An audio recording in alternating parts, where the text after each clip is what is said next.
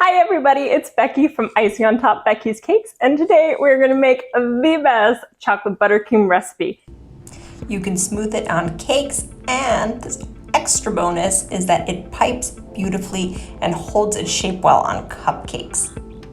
It is super yummy and so easy to make. So let's begin. Here's our ingredients. We're going to take our room temperature butter, 1 pound of it, and go ahead and put that in first. And then we're going to blend it really well until it starts to turn a nice whiter color, a lighter color for us. And then we'll know it's ready to add the rest of the ingredients. So that's our 1 pound of unsalted room temperature butter. We're gonna beat it on a medium speed until it gets nice and white, and scrape the sides, and then we're going to go ahead and add the rest of our ingredients.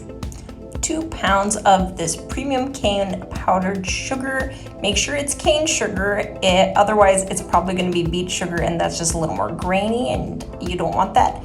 Now you can sift this, especially if you live in a more humid climate or if your powdered sugar has some clumps in it, you're going to want to sift it first. But this one's pretty good, and these little clumps will beat out when we're beating our buttercream.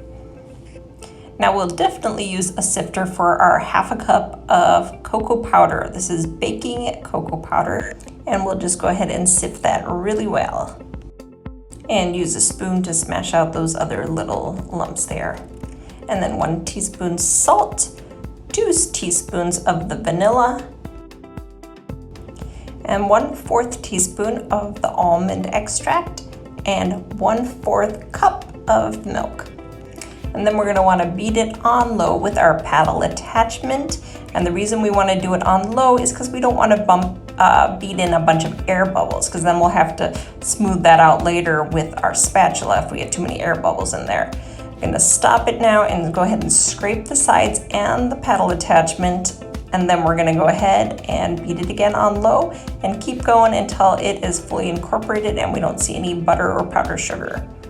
I also wanted to answer some frequently asked questions on my channel. You're wondering probably, how much does this make? This recipe makes this much buttercream. And I've been asked, how many cupcakes does that frost? Well, about 2 dozen. And if you're not generous, 4 dozen. But it's buttercream, be generous. But anyway, I'm probably gonna double this recipe for a large cake that I'm doing. So this would not be enough for a large cake in my opinion. So I will double that recipe. But yes, it would be enough for a couple dozen cupcakes. But you don't measure buttercream with a cup, you measure it with your heart and put on as much as your heart desires. And that's it, that's how it's done. Don't let anybody tell you otherwise. Thank you so much for joining me today, and please subscribe to my channel.